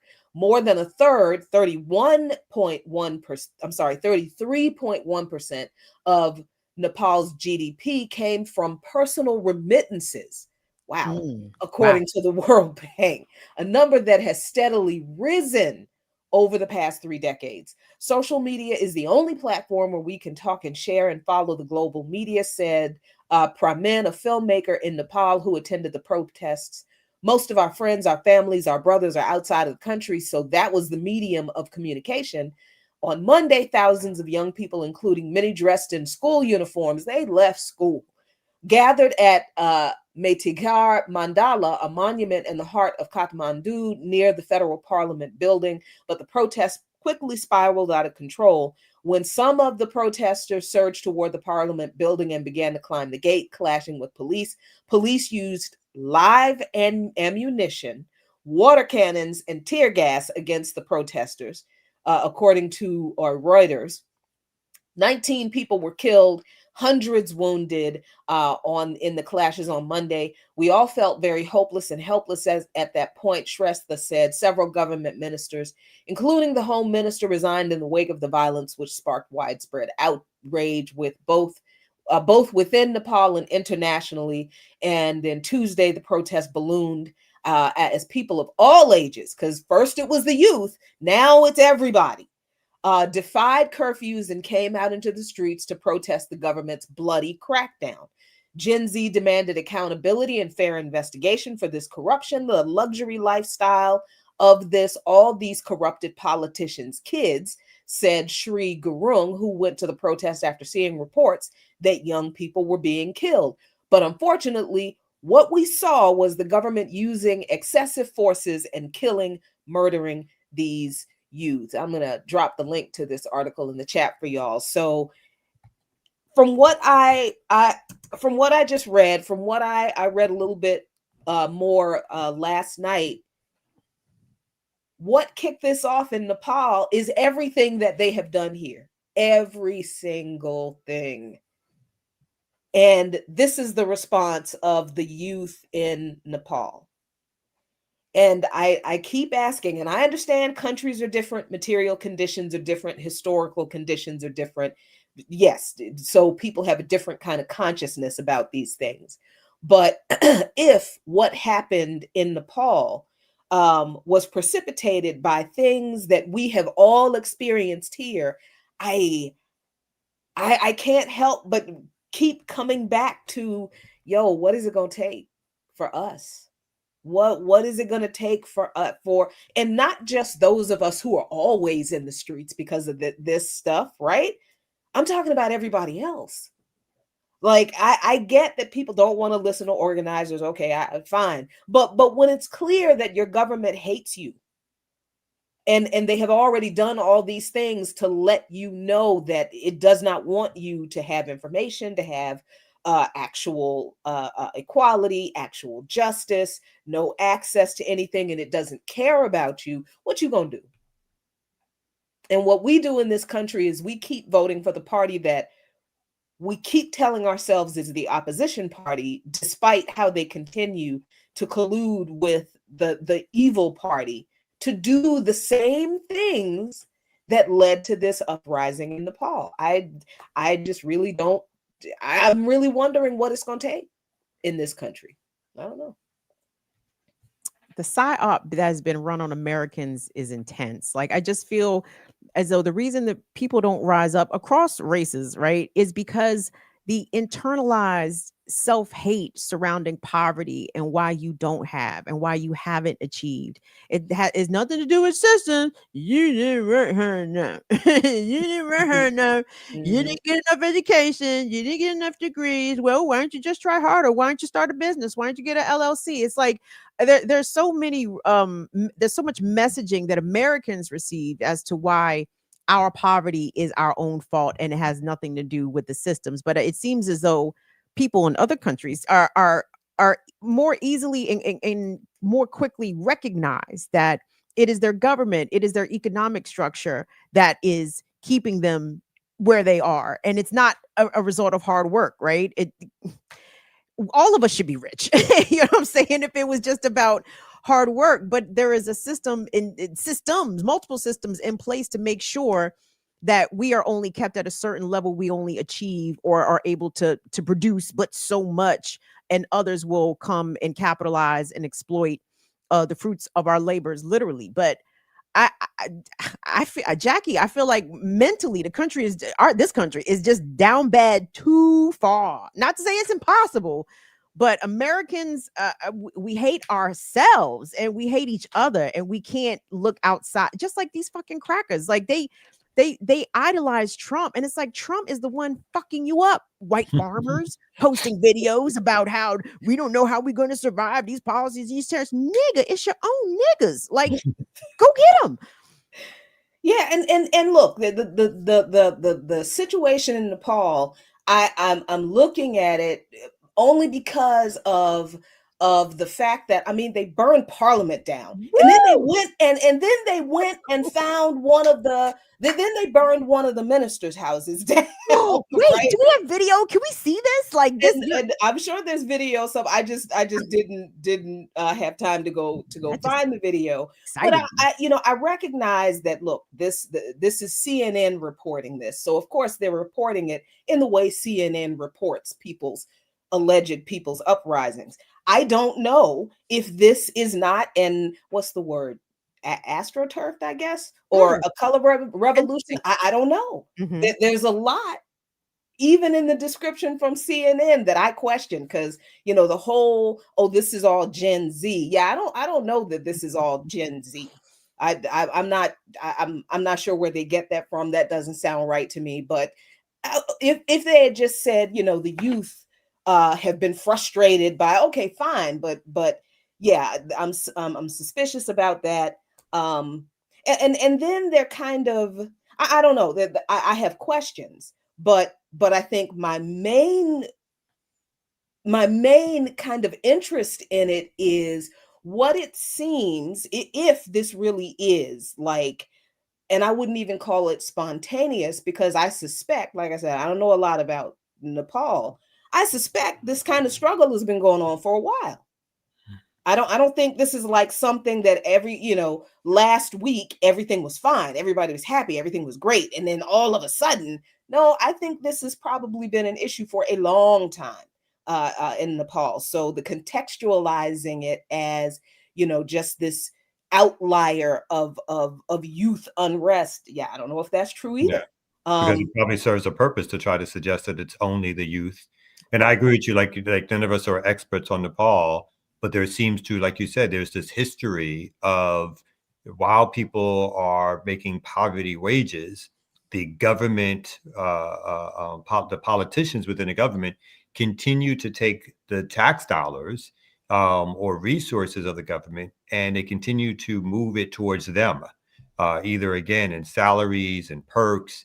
And it seemed like it was happening at a time where, again, unemployment was high, people were suffering.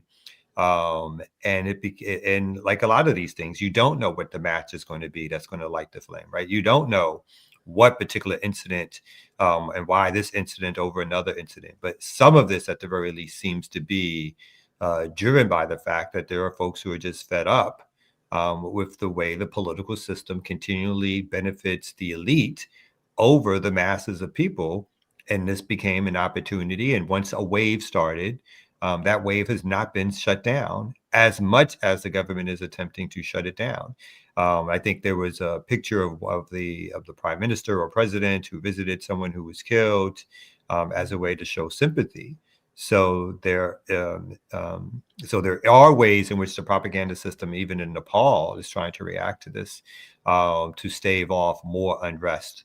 And I think, coming back, like I part of the thing I think is like America is so propagandized, right? It's so propagandized. In America, the propaganda system in America is not a crude system, right? It's not one that necessarily needs to always lead with the iron fist as opposed to the velvet glove, right? The propaganda system here allows a lot of open communication, which does distract people into these silos and silly ideological positions, which is a lot of times sponsored by a large corporation, sponsored by large parties, sponsored by different industries or ways in which revenue is directed to build up something.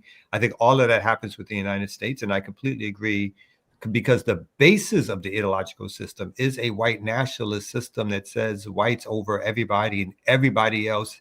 If they die, then it is justified. Again, in a critical mass, the white working class, who again suffers from some of the same issues that every other community suffers from in terms of low wages and poverty and stuff like that, but they usually have a one step up. They're so interested in protecting the little that they have for the purposes of saying that they are white and so they should control things, that all the rest of it gets thrown out the window. Not always, but for the most part. And part of that is the lack of the ability to have a critical mass, as opposed to fighting for certain things. They'll fight for their place in the white supremacist order, and that's what they're concerned about.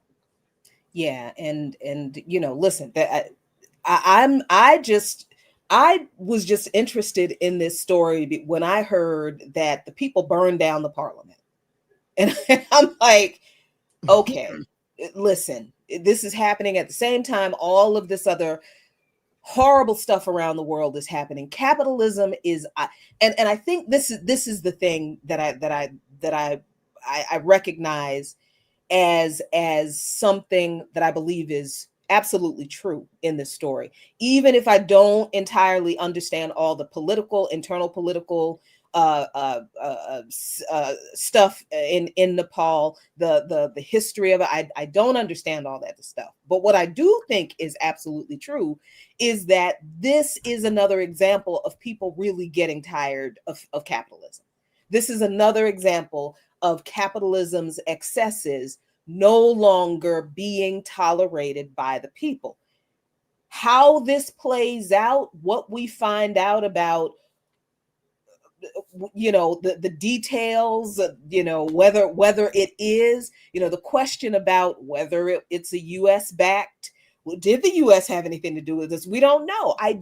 We don't know, because there is a lot about Nepal and its physical proximity and political relationship with China that does factor into how this could play out.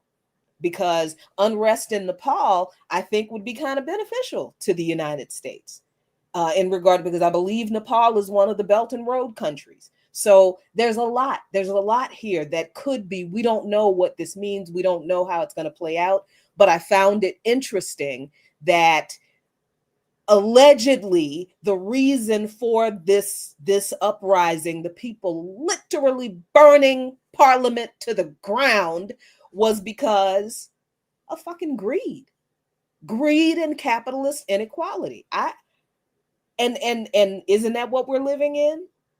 So my purpose for bringing up this story was really to ask the question, what's it going to take for people who are suffering the same degradation for the same reason in this country?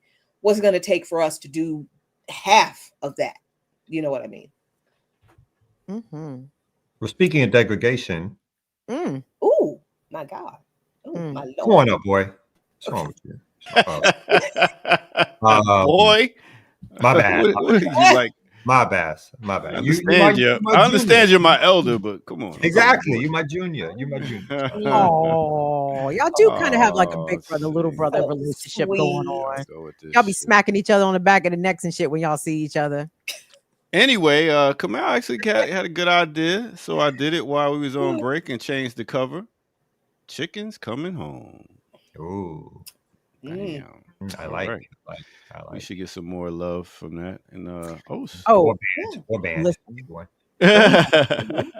We have 454 people watching live, so big up to all y'all. All right. Peace, And, y'all. all I right. hope- Wait a minute. Where did breaking news? What happened? What? I think they found the shooter. Oh, is It's there a black claim of man. an arrest? Say it ain't Is so. You are the devil. You know You what? are the devil. What's the You matter know with what? you? Why did I think it was really breaking news? Why did I think he knew something? Why did I Because think got you. Because you're a green. Now you know what he does in between breaks. Now you know. Besides refilling my coffee cup. Yeah. So we don't need a break. Y'all on a roll, man. I was gonna break, but I guess one thing it does say, I was just checking out the paper right. It says officials recover rifle and seek suspect, it says. But they found the weapon was found in a wooded area near the Utah University campus where Kirk was shot, investigators said. All right. Well, best of luck with your investigation there. Real quick, Tarts and prayers. thoughts and prayers. Oh, we're loaded with thoughts and prayers I today. meant for your investigation and your data. Can I tell y'all two things I know about Nepal real quick? Hmm? I only know there's a place in Baltimore that serves Indian and Nepalese food. It's called Lumbini. It's on South Charles Street. It is the best Southeast Asian food. It is so delicious. And they have Nepalese on there. Nepalese. But also the Golden Child is where Eddie Murphy had to go to Nepal to get the Ajanti dagger. And That's right. These are the things you know about Please. I hope that restaurant's giving you a discount, Kim. I don't care. Listen, they don't ever have. They pay me with amazing dal soup and samosas and the best lamb korma I've ever had. Really? I've never had lamb. What? You've never had lamb in general? Ever in your It look life? greasy. Lamb is not So greasy. lamb has to be cooked and prepared correct because it will taste gamey if it's not cooked properly. Yeah. I'll eat anything, boy. It's like y'all eat anything. That's right. Yep. Yes. Let that nigga have 4 legs. Oh, we That's gonna right. eat it. It's God damn. it is only got 2, my nigga. Chickens only Four-legged or got 2 two-legged? legs. Oh, my bad. Chickens only got 2. And if times get desperate Because it's enough, got you wings. better And run. y'all even eat the fucking chicken's wings. This is ridiculous. man. Yeah. Don't. Y'all don't leave that don't get thrown motherfucker off. with nothing. As long as y'all don't have beak burgers. Don't get thrown Anyway. off. Don't get thrown off the air. Y'all use the beak to pick your teeth after y'all finish. I don't care. I don't care. Oh my God. Do y'all want to attempt to do one more? I mean, you did come on in the air, so do y'all want to attempt to do one more story or something, or what do y'all want to do? Because we got like 10 minutes left. Sure. Yeah, we might as well. Let's try to fit one more in. That was my break. That was your break? You might as well stay on for the analysis. Come on, let's go. I got some knowledge to drop. We'll do something light for you. Jackie, fix your face. I ain't like that. So apparently there's going to be a super fight. Uh-oh. This Saturday. Is this Saturday? That's right. We talk about Crawford and Cornello. No, I'm not talking about that. Oh. That's not the super fight I'm talking about. What? The super fight I'm talking about is between Floyd Mayweather and Mike Tyson. I thought it was Mayweather. No, come He said on. Merriweather is Mayweather, my brother. I was like, wait, who's Floyd? You can tell who's a big boxing fan over here. So basically, two of the greatest boxers of all time agreed to fight. TMZ Sports has learned Mike Tyson and Floyd Mayweather have signed a deal to square off against one another. We're told the match, which would be put up by CSI Sports, is currently scheduled for sometime in the spring of 2026. Ages, a tale of the tape. Floyd is now 48 years old. I didn't know Floyd was that old. 48 years old. Tyson is 59.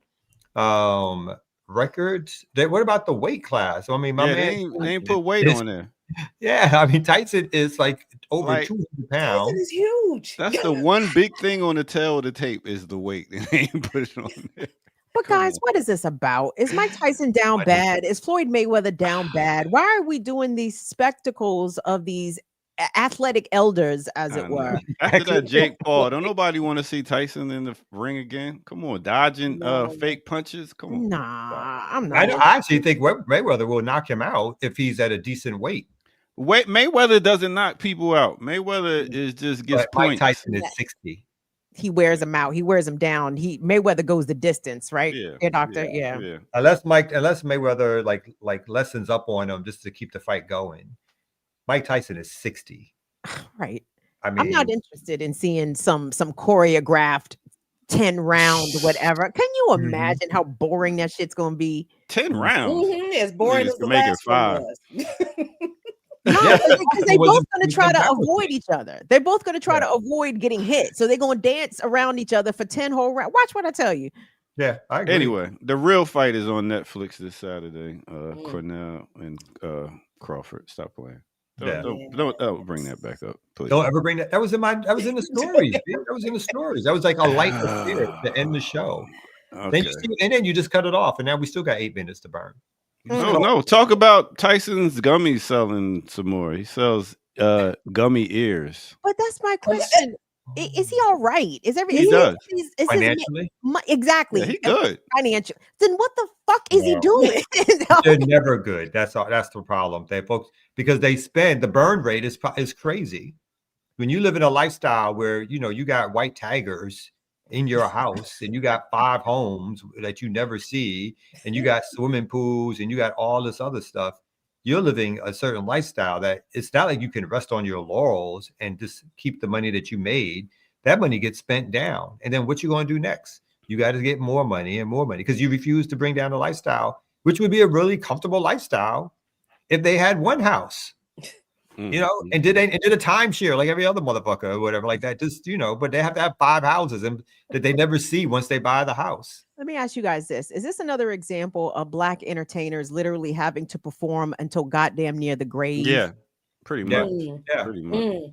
Like remember what was it? Jesse Owens racing racehorses? I mean, that was obviously due more to racism. Damn, that's some slave shit for real. I mean, I That's mean, some as bad as it is now, think of it back in that time period where the racism, and again, these were amateur athletes, and there was no ways in which for particularly the Black athletes to get marketing or advertising money or anything like that. So he constantly had to sort of do stupid shit or crazy shit, like race a racehorse, because he had to feed his family, right? And it's as embarrassing and as crazy as it is from his position, what did he have? He had his feet, right? He was a fast runner. And how do you use that to continue to bring income to feed yourself and your family and maybe extended family? You in a white man's world, you got to do the stupidest, silliest shit and have them pay to come see you. And in some ways, this is the modern day version of that, right? This is a modern day version of people who should be retired based on whatever sports that they entered, still attempting to chase money for various reasons, but it still harks back to that age or whatever. Fuck around. Larry Holmes probably a Walmart greeter. Shit. Oh Lord. That is positively depressing. She's very Let me check that receipt. I see him in Vegas. A Vegas greeter. Because I think Tyson did that too for a while. He was a Vegas greeter. Oh, like these really? casinos will hire famous athletes to walk around the casino and just be a presence so that people could be like, oh shit, so-and-so is gambling here or so-and-so is here. Right. Yeah, that's the way in which you get people to come. People want to be around. So walk through. Yeah, they want to be around celebrities and feel like because the celebrity is here, that makes the place better, and then they'll spend their money more. So there's all those kind of hookups that some of these folks use. And that's just one gig on top of another gig on top of another gig. I like it. My gosh. You're constantly like all your working. gigs here, Doc. You know what I'm saying? You sold pizza that had stuff in it. I'm trying to figure out what I'm gonna do when I retire. I'm getting that together now. You gonna be on the ones and twos at the retirement home. I know at 75, you're gonna be spending some whatever. You got some savings? What savings you got? No. Damn. Whoa. I'm actually My ideal retirement is being on an island with a little shack on the side of the road shack. by the beach and selling drinks and making pancakes. Oh my God, that's a Get's dream too. Word? She wants to start a little business, retire on the beach. Yeah. That's actually very nice. I would, yeah. You like that? Yeah. And you know, it'll be certain hours. I could just make my pancakes and my little breakfast and invite Kamal down. You know what I'm saying? All you Negroes gonna be thrown off the beach. They're gonna come and it's like, where's your license for this shit? You know you're not gonna have no license. They're gonna they're gonna break down your little tent or whatever you set up. So you're not gonna be on the beach. Shack. So give it up. Give it up. It's made out of That's bamboo. Medicaid. Don't destroy my dreams. You know what I'm saying? Your Social Security is still around. You might get that. That's how we gonna pay for it. If it's still around. We're gonna have a little beachside pancake shack in another country. Where we don't have to go through all that crap. That's Kamal gonna be on the side of the road selling all them books in the back of him he don't read. But anyway, what we got coming up on Darker Than Blue? Oh Lord, this Friday I'm gonna have Seth Donnelly with Taxpayers Against Genocide, and the lead plaintiff in the lawsuit that they filed against the U.S. government for using taxpayer resources to fund genocide, which is allegedly against the law, U.S. law.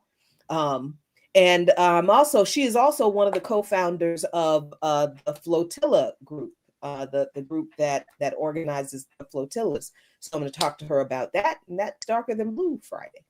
Sounds great. What we got coming up, Kim Bredown?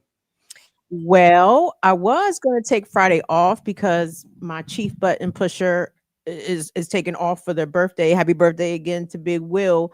But I don't know if I can resist not going on the air to piss off the millions of racists that are deeply in mourning. Like it's tantalizing. Like it makes my mouth water. You know what I mean? So I think you just go live and just push I the button? can just go live. It won't be. I won't have any elements. You know what I mean? I won't be able to play clips and videos and shit like that. Or maybe I could just figure the shit out. Which give it to him raw. You might have to do a little raw dogging. I knew I was gonna say. I hate you, dog. You know how to bring out the worst. I'm just playing. So I don't know. Y'all notifications, set your bells and whistles because I might be going live because the trolls find my chat, right? Like we be swarmed with trolls. Shout out to the Fire Fam mods. My mods don't play about me. They I tell them, I said, let them get off. Let them come in a little bit and get their little shit off. But so to my chance to antagonize racists, it is you can't right here. That's your retirement. It's like I'm just gonna keep on antagonizing the racists. And Kamal, what you got going on? All right. Well, tune back in at 11 o'clock for Classical Breakdown, Music 101. We'll be doing Run DMC. And also, shout out to my daughter whose birthday is this Saturday, Kamaria. She'll be turning sweet 16. She wants to go to a place called the Crab Trap House. So we'll be taking wow. Wait a minute. Welcome to Atlanta, y'all. Atlanta, Trap right? house. God, Air Doctor does a restaurant? What is this place? Yeah. A restaurant? What were you saying, Kim? Does she have a Cash App, Venmo, Cash platform? Does she have an do, Amazon wish and I list? can always take care of her. Wow. You're gonna reach. She doesn't have one, but I can take care of her if you want to. EAR, $ EAR. I mean, I know, but I'm an auntie, so it's like whatever the equivalent of $10 in a birthday card is. You know what I'm saying? Like, got you. And big up to all Virgos. And she made the National Honor Society, and I got her to get in the theater. So I'm very happy, father. Look at right you. Oh, yes, right. Look yes. at you being These brains, they gotta fall somewhere. You know what I'm saying? Good dad. I know her mama. It must be. Please end the show. Come out, please. I'm trying to keep it on. Remix Morning Show. We out, y'all.